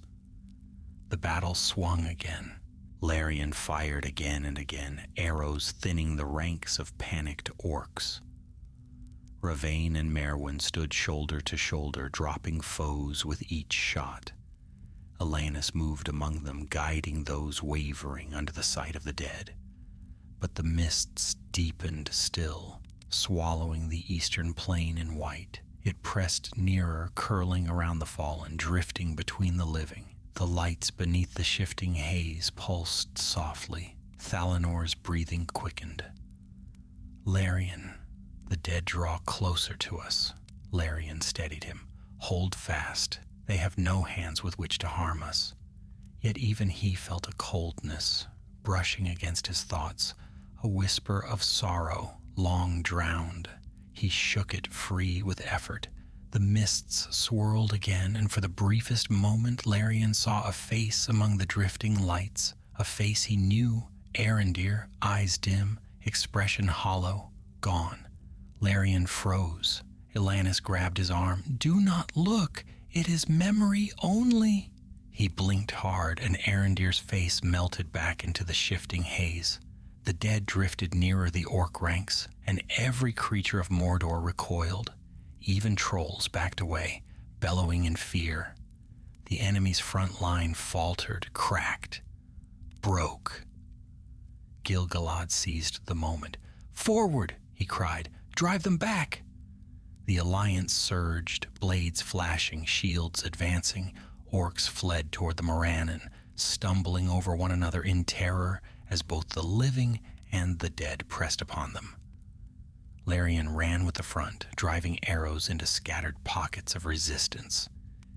Yet even as victory seemed to take shape, the mists thickened further, spreading across the plain like the unfurling wings of some enormous ghost. Merwin gasped. "It is too much. The dead are not returning to the marsh." Alanis frowned. "Something holds them. Something pulls them outward." Larion's heart dropped. Sauron, not commanding, for even he had no dominion over ancient spirits bound to grief, but disturbing, awakening, shaking old memories with his rising wrath. And the dead, drawn by that shadow, sought its source, or drifted toward the blood. Thalanor stared in horror. If they keep coming, they will engulf both armies. Larion looked across the plain, where pale shapes wavered like lost souls in a rising tide. The marsh was no longer behind them. It was coming. The tide of pale shapes advanced with slow inevitability, drifting like shreds of moonlit fog, torn loose from the marsh's sorrowful depths. They cast no shadows, made no sound, yet their presence pressed upon the living with a weight colder than winter steel. Where they passed, the battle faltered. Orcs shrieked and fled, trampling one another in their frantic retreat. Even the boldest Uruks stumbled back, fear stripping them of all discipline. But the dead did not reach for them. They drifted onward, past fleeing orcs, past fallen bodies drawn by something deeper than hatred or hunger, drawn by sorrow. Larion stood rooted for a heartbeat, breath locked in his chest. The plain of Dagorlad, vast and ancient, seemed suddenly small beneath the gliding procession of the dead. Their forms shimmered faintly, some tall as men, others bent as though under burdens long forgotten. A few bore phantom armor, dented and battered, and pale helms half shattered by ancient blows. Their faces were blank, yet unmistakably mournful. Thalanor whispered, "They do not look at us. They look beyond us." Larion followed their gaze and saw, to his dread, that the drifting spirits moved toward the heart of the battlefield, where the bloodshed was fiercest. The clash of elves and orcs continued there, though chaos had frayed every line. Swords rang, shields split, and cries rose like smoke from burning timber. "What do they seek?" Merwin murmured. Alanis answered in a trembling voice, "What they always seek. Rest. Peace. But in the shadow of Mordor, rest lies out of reach." Gil-galad, shining like a pillar of silver amid the swirling haze, called for the lines to close, for the warriors of the Alliance to hold position. Though the king's voice was strong, even his tone carried caution. The dead were no enemy, but neither were they friend. No strategy could be cast around their presence. A new roar thundered from the enemy's side, driven by fear, yet commanded by greater fear still. Sauron's captains lashed their hordes back into battle. Orcs pushed forward again, their movements erratic, but their numbers overwhelming. The battlefield became a storm of confusion, living against living, dead drifting among them, faintly glowing like fragments of lost daylight. "Larion!" Ravine shouted over the din. "The eastern flank is breaking." Larion turned. The company of Lorien archers had been split as masses of orcs surged between them. Galamir's line fought desperately, arrows flashing, blades slicing through the press, but the ground there sloped downward into a shallow basin where the mist gathered thicker, curling like a rising pool. "We go," Larian said. "Stay tight, 4 abreast." They ran, weaving through fallen bodies and the blur of battle. The ground shook beneath a charging troll, which the men of Numenor felled with a well-placed spear to the knee. Larian's company passed behind the giant as it collapsed, its roar shaking dust from the earth. As they neared the eastern basin, the mist chilled the air around them. The dead drifted closer on that side, the spirits' pale lights reflecting in shallow pools like wavering stars. Thalanor flinched as one passed only a few strides away, its hollow gaze fixed on something unseen, yet it did not turn toward them. "Elves of Lorien," Larian cried as they reached Galamir's line. "Regroup to the ridge, the dead close from the east." Galamir, blood streaking his cheek, nodded sharply. "Orcs press us harder than before. Something drives them." As if summoned by his words, a booming horn echoed from the Morannon, deeper, harsher than any heard before. The orcs howled in reply, voices cracking with a dreadful fervor. From the gate strode a new force, dark shapes clad in thick plate, bearing heavy blades smeared with poison. Black Numenorians, men twisted in allegiance to Sauron. Alanis paled. "So many—" "These are no rabble," Merwin said grimly. "They have skill and hatred." The black-armored warriors advanced in tight formation, cutting through the chaos with terrible efficiency. Their blades flashed red in the morning sun as they carved paths through elven ranks. Larian stepped forward. "Archers, to the ridge. Form a new line." They scrambled up the shallow incline, slipping on mud and bodies until they reached higher ground. There they set their feet and drew their bows. Ravine notched an arrow, aiming for the nearest black-clad warrior. But as he released, a pale shape drifted into the path of the shot. The arrow passed through harmlessly, but Ravane cursed under his breath, losing precious focus. "Larian," Thalanor whispered, "the dead confuse our aim." Larian drew a steadying breath. "Then we strike around them, aim for the flanks of the living host." Indeed, the spirits seemed oblivious to the battle.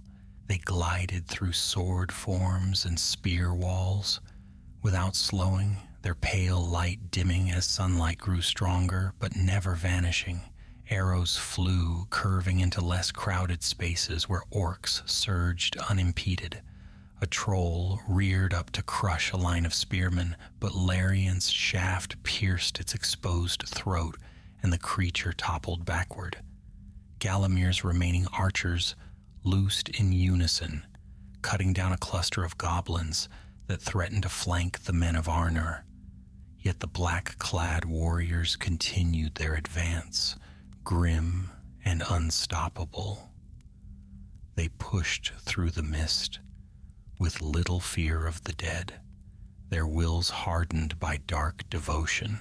Thalanor hissed, "They do not fear death, because they serve it." Larian sensed truth in those words. These men had allowed their hearts to be shaped by shadow. No ghost, however mournful, could shake them from their path. "We must cut their captain," Larian said. "Break the head and the body falters." He scanned the field and found him. A tall figure clad in black steel, helm crested with a crimson plume. The captain of the dark host. His blade swept through elf and man alike, leaving only ruin in its wake. "Ravane," Larian said, "with me. The rest hold this ridge." He broke into a run, dodging between clashing fighters. Ravain followed close at his heels. The mist thinned as they neared the western rise where the captain fought, a place where sunlight had begun to burn away the drifting haze. The captain saw them coming. He turned, his helm tilted. And in that moment, Larian felt a presence, not a gaze of flesh, but something colder, deeper, a mind touched by Sauron's will. The captain raised his blade, pointing it toward them in challenge. Ravain whispered, "His armor is thick. We need a clear shot between the plates." Larian nodded. "Aim for the joint, beneath the pauldron. If he lifts his sword, strike." They stepped forward. The captain lunged. His blade crashed down with the force of a falling stone. Larian rolled aside, feeling the shockwave tremble through the ground. Ravain fired, missed by inches as the captain turned. Larian slashed at his knee, sparks flying as steel met reinforced greaves. The captain kicked, sending Larian sprawling across the trampled ground. Ravain shot again, this time striking the captain's thigh, but the arrow embedded shallowly, failing to pierce fully. The captain advanced. Larian scrambled to his feet, breathing hard. All around them battle raged. The cries of elves and orcs, the roaring of trolls, the distant moans of the drifting dead. The plain trembled beneath the weight of war. But in this small space, the world narrowed to the captain's dark armor and the slow, deliberate rise of his blade. Ravain shouted, "Larian, his helm! Strike the visor!" Larian tightened his grip on his long knife. The captain came. Larian leapt, not backward but forward, ducking beneath the descending blade, rolling beneath the captain's guard. He rose behind him, driving his knife toward an unarmored seam, but the captain twisted with inhuman speed. His gauntlet slammed into Larian's chest. Pain erupted through him. Larian staggered back, breath crushed from his lungs. The captain raised his sword for the final stroke. Ravain cried out and fired. The arrow sank deep beneath the captain's raised arm, through the joint of the armor, straight into the rib. The captain froze. The blade trembled in his grasp. Larian, gasping, lunged forward and drove his knife into the gap beneath the breastplate. The captain collapsed to his knees. Then he fell face first into the churned earth. Silence seemed to ripple outward for a heartbeat. Ravain reached Larian's side. "Are you hurt?" Larian steadied himself. "Only breathless, but the flank may turn now. A low sound drifted across the field. A whisper, a chorus of whispers. The dead had come closer, much closer. Larian turned, and terror crawled up his spine. The drifting spirits were no longer scattered through the haze. They were gathering, converging, drawn toward the heart of the battlefield, towards something unseen. Merwin's distant voice carried over the clash of steel. "Larian, the dead! They are forming a line!" Alanis shouted. "Something calls them." Thalanor stared, pale as ash. "The marsh," he said, voice barely audible. "It follows us." "No, not the marsh. Something else. Something stronger. Something rising." Larian felt dread settle into his bones. The dead were not simply wandering. They were being drawn toward a presence vast and terrible, drawn toward Sauron, and the center of the battlefield trembled beneath the shadow of his coming. A hush fell over the battlefield, an awful, breathless stillness that neither victory nor defeat could claim. It washed across elves and orcs alike, pressing against helm and bone as though the very air recoiled from what approached. Blades slowed. War cries faltered. Even trolls, hesitated mid-swing, snorting and stamping in uneasy confusion. All eyes turned toward the Morannon. The black gate trembled, but it was not the gate alone. The ground around it grew darker as though shadows gathered where none were cast. The pale morning light dimmed, shrinking beneath a rising gloom. A shiver ran through the ranks of the Alliance, and Larian felt the hair rise at the nape of his neck. Ravain whispered, "He comes." The mists of the dead marshes surged behind them, curling inward like a great tide returning to shore. The drifting spirits, once scattered, now swept across the plain in an eerie procession, gliding in clusters toward a single, unseen center. Their lights flickered, dimming as they neared that gathering point, their forms wavering like candles starved of flame.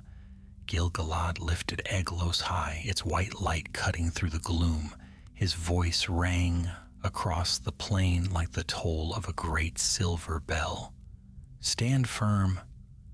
Let not shadow break your courage." Elendil echoed the command with his own booming cry, Andúril gleaming in his grasp. The lines of men tightened, overlapping shields in a wall of steel.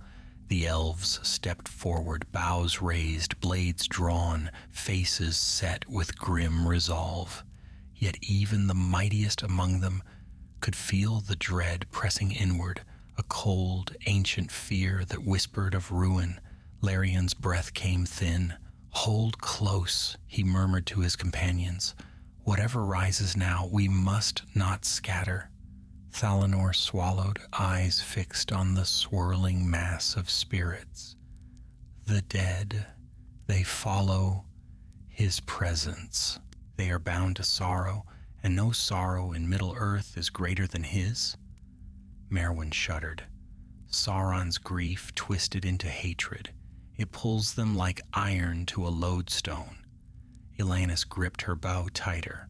"Look, there!" From the darkened earth before the Morannon came a pulse, a heavy rhythmic beat, neither drum nor footsteps, but something deeper, as though the world itself labored beneath a growing weight. The air thickened, shadows gathered, a distant flame flickered between the cracks of the great gate. Then the gate burst open. Fire blazed within, fierce and hungry, and Sauron stepped forth. He towered above all mortals, clad in blackened armor wrought like the bones of mountains vast and terrible. His helm burned with deep, cruel light, and upon his hand he bore the One Ring, shining with golden fire. With each step he took, the ground trembled, and the mists of the marsh peeled away, fleeing from his presence like frightened beasts. Orcs roared in triumph and terror all at once. Trolls bellowed. The black-armored men fell to their knees, pressing foreheads to the dust. But the dead surged toward him. Dozens, hundreds, faces pale and sorrowful, forms wavering like smoke. They converged on the center of the plain, drawn as though bound by ancient chains. Sauron halted. He lifted his ring-wrought hand. The spirits froze mid-motion. Larian felt his heart seize. The air thickened around him, crushing, suffocating. His vision blurred at the edges. The One Ring shone with a baleful brilliance, its golden fire swirling in patterns too intricate and too terrible for mortal thought. A sound rose from the dead, not a cry, not a whisper, but a drawn-out sigh, a single breath exhaled by countless voices, a lament of ages. Thalanor collapsed to one knee, clutching his chest. He binds them, binds their memories. Larian caught his shoulder, steadying him. "Do not yield. His power seeks the weak of will. Hold your mind firm." Gil-galad strode forward, shouting commands in Elvish, his voice battling the crushing presence. Eglos blazed brighter, as if the spear itself resisted the ring's will. Elendil advanced beside him, and Andúril raised. Together they shone like twin pillars of star-forged light. "Alliance of throne and crown," Elendil roared. "With me," the front ranks surged, forcing strength into trembling limbs. Hope flickered, small yet stubborn. Sauron moved. He raised his mace, black and immense. Fire seeped from the joints of his armor. His voice, though distorted by helm and shadow, rolled like thunder. "I am the doom of Arda." He stepped forward, and the earth cracked beneath his stride. Elves loosed volleys, but the arrows burned to ash before they reached him. Men charged, but the weight of his presence slowed them to a crawl. Orcs swarmed behind him, emboldened by his might. Larian felt the same suffocating dread grip him. His lungs strained, his eyes watered. The ring's glow tugged at memories, fear, regret, heartbreak. Arendir's face flashed before him. Larian grit his teeth and forced the image aside. "Do not look at the ring," he shouted. "Do not meet its light." Ravain staggered. "How can we fight this?" "We hold," Larian said, though dread throbbed in his bones. "We stand until our king commands." Sauron strode into the fray. His mace swept outward, and a dozen warriors of Numenor were thrown like leaves in a storm. Their armor cracked, the ground buckled, dust and blood rose in a single horrid cloud. Gil-galad's voice rang out, clear and resolute. "With me," he charged. Eglos shone like a fallen star, casting spears of light across the plain. Elendil ran beside him, Anduril blazing with a fire no shadow could dim. Larian felt a jolt of fierce hope. "If any can stand against him," Alanis whispered, "it is they." But the dead, the pale spirits, once drifting aimlessly, moved again. They circled the battlefield now, stretching into a ring of sorrow.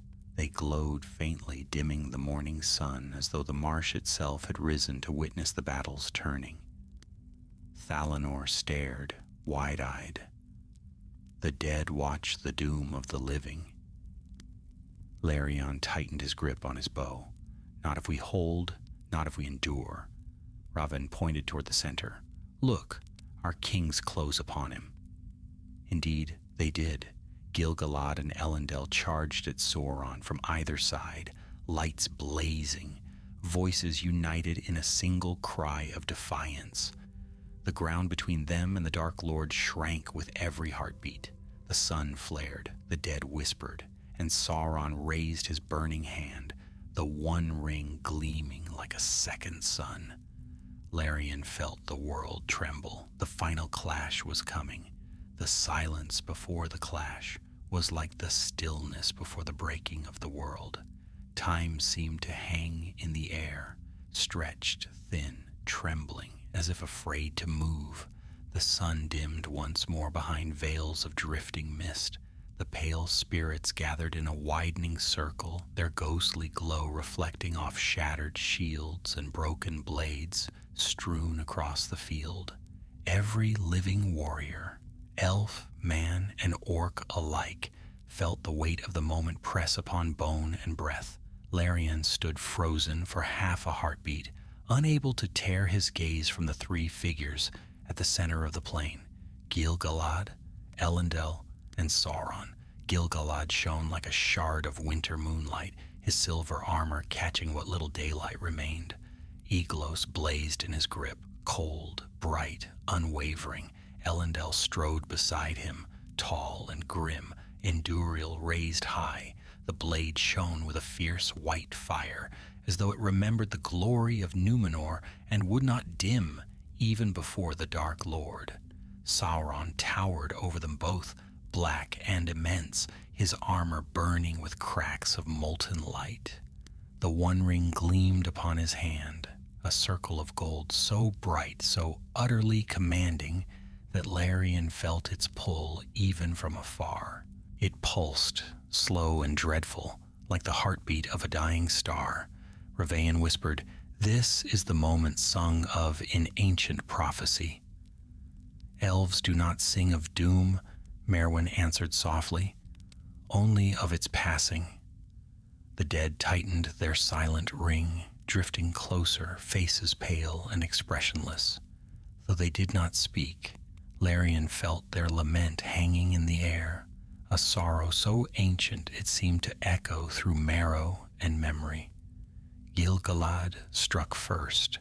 Aeglos swept forward in a brilliant arc, its tip blazing like the point of a falling star. Sauron parried with a thunderous sweep of his black blade. Light and darkness met in a flare of fire that sent shock waves rippling across the plain. Elendil followed an instant later, bringing Andúril down in a gleaming stroke aimed at Sauron's helm.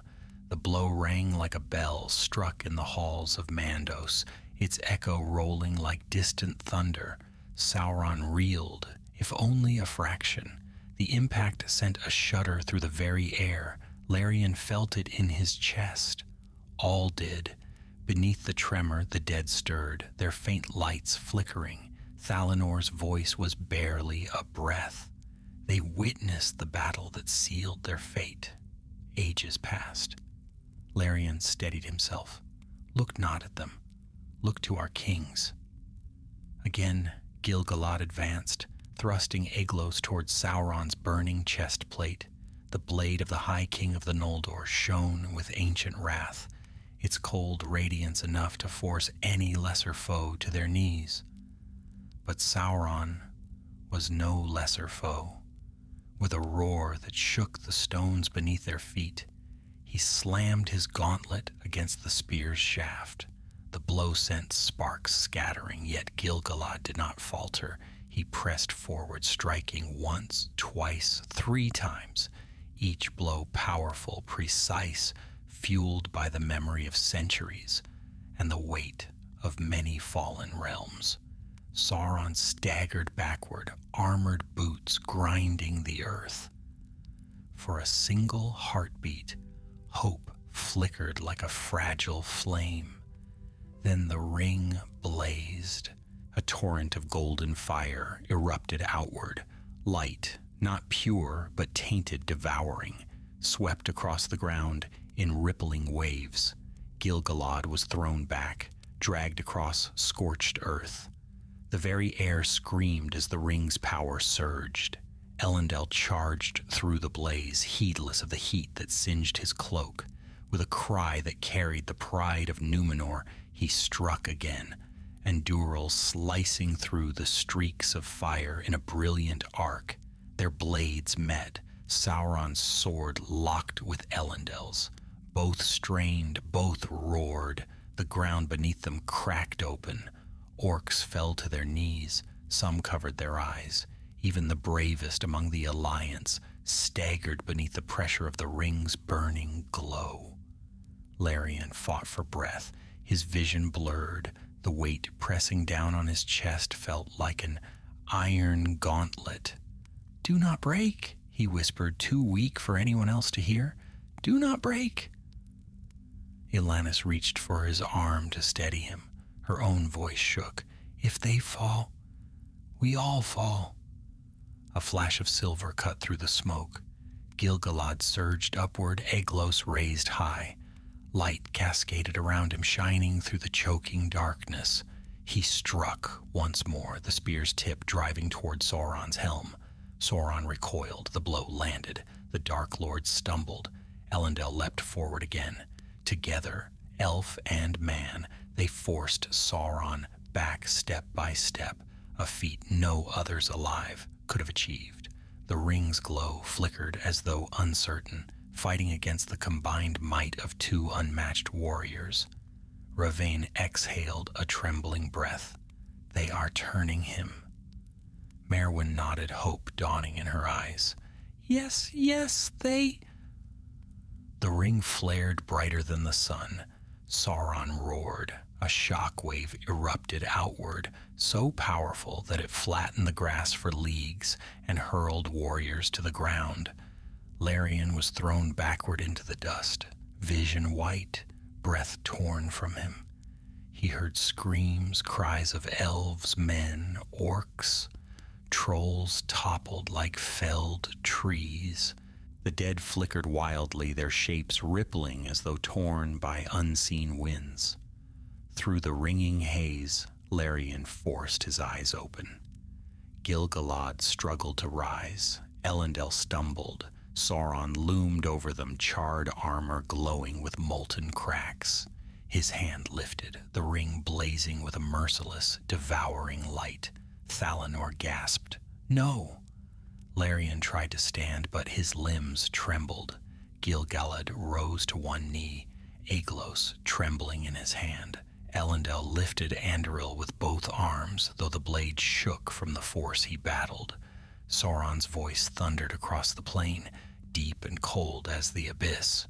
"You cannot stand before me." He swung.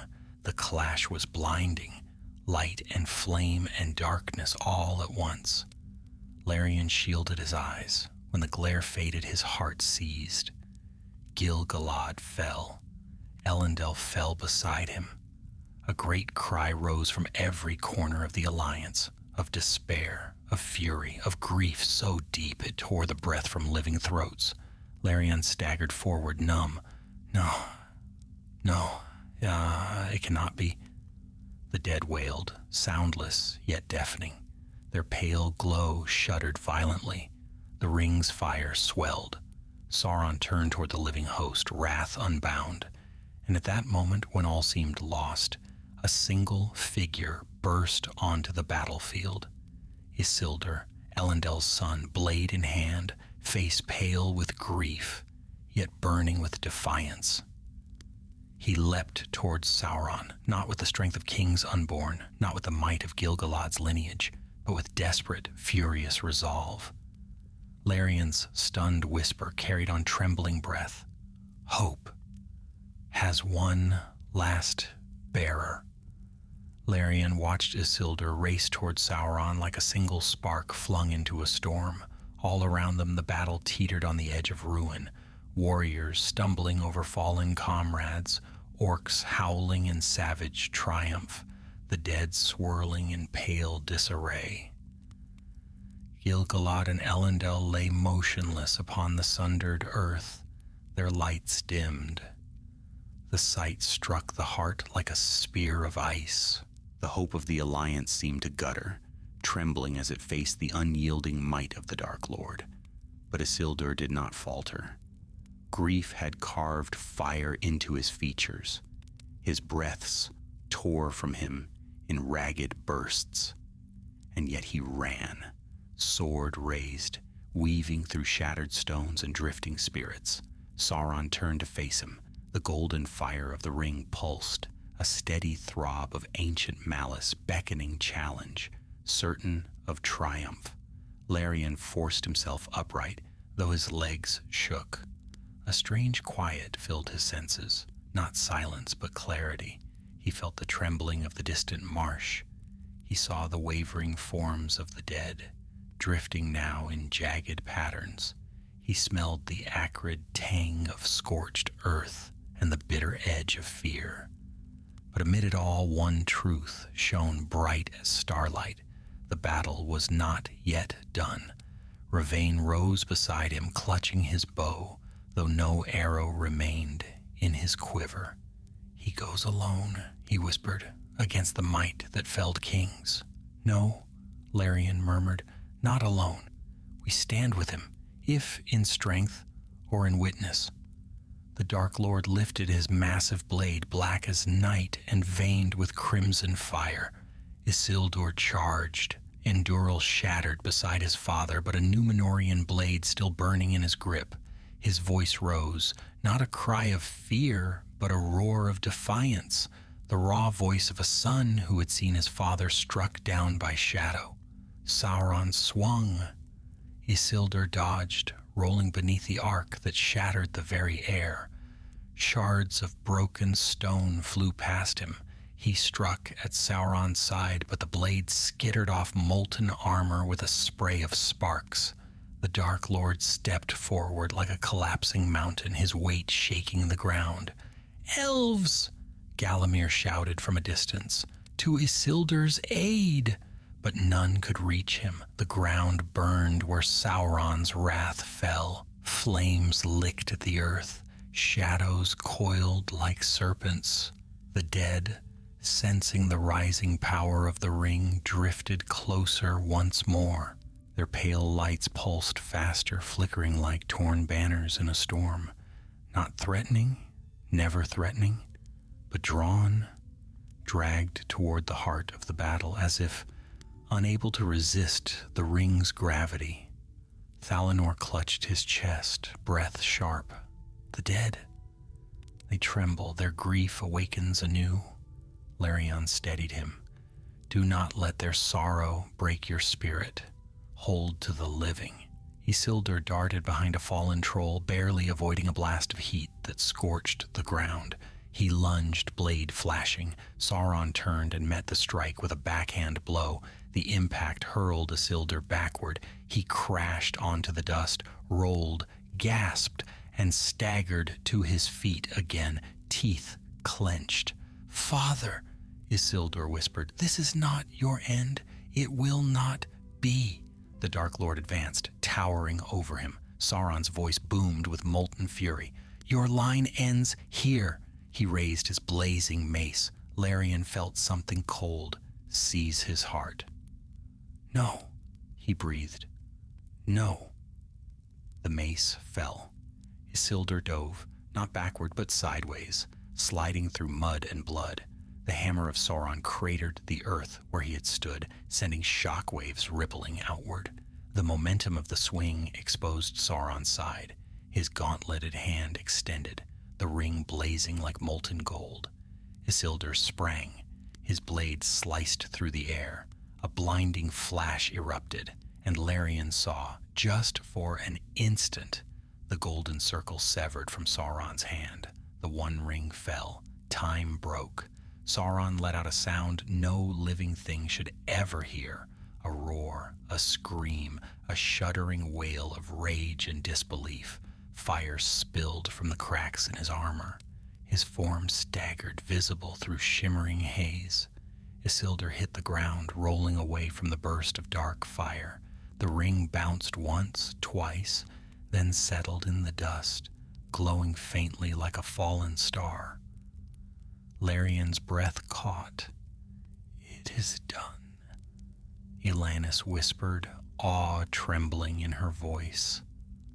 But Sauron did not fall quietly. His towering form flared with violent light, his shadow stretching tall and terrible.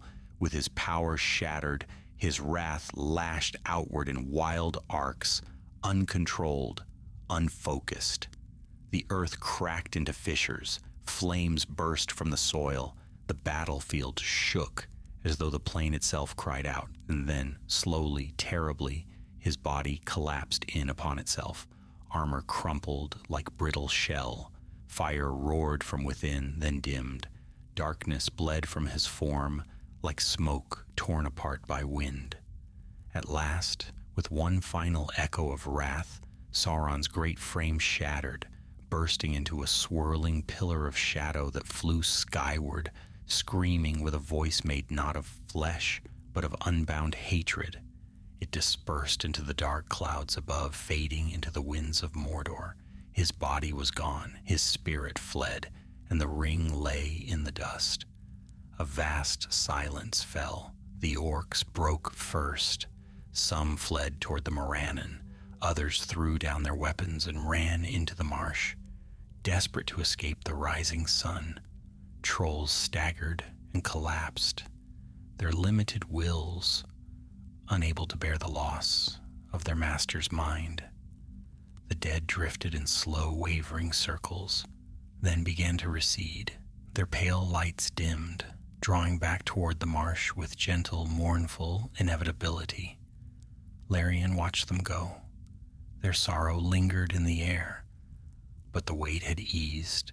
He sensed that their torment had not ended, but the storm that stirred them had passed. Thalanor exhaled, tears streaking his face. "Arendir, may your spirit sink into stillness once more." Galamir lowered his bow. It is over. Larian shook his head softly. Not over. The field still breathes the pain of many. But the doom of this day is broken. He and his company hurried toward the fallen kings. The ground around Gilgalad still shimmered with faint frost where Aeglos had lain. The great king's face was peaceful, terrible in its stillness, magnificent even in death. Elendil lay beside him, tall and noble as though carved from the proud stone of his homeland. Larian bowed his head deeply. Your light guided us here. May it guide us still. They found Isildur kneeling beside his father, his face streaked with dust, blood, and grief. He held the hilt of Elendil's shattered sword in trembling fingers. Larian approached it slowly. Isildur, son of Elendil, the field stands because of you. Isildur lifted his gaze, eyes hollow, voice strained. It stands because of them. I only finished what they began. His hand drifted to the ring. It lay in the dust, glowing faintly. Larian felt unease coil within him, a cold whisper of warning. But he said nothing. This moment belonged to kings, not scouts. Isildur held the ring up to the light. Its gold shone with shadowed fire. This, he murmured, I will take, as weregild for my father, for my people. Larian felt the air shift, subtle as a sigh. The mists receded. The dead drifted away. The battlefield quieted beneath the first warm touch of afternoon light.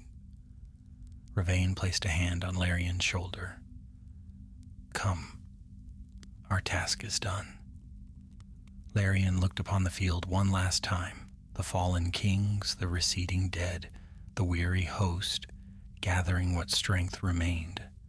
The battle had broken upon the shadow like a storm upon a cliff. He breathed the dry air of Dagorlad and felt both sorrow and gratitude in equal measure. Yes, he said softly, our task is done.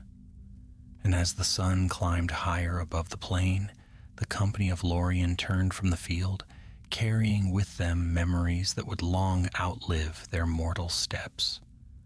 Memories of fire and sorrow, of valor and sacrifice, of the night the marsh awakened and the day a king fell. Their tale would not be sung in great halls, nor carved in stone, but it would endure in quiet voices, in starlit groves, in the hearts of those who still looked eastward with wary eyes. For though the light had prevailed upon Dagorlad, the shadow's echo would haunt Middle-earth for many ages yet.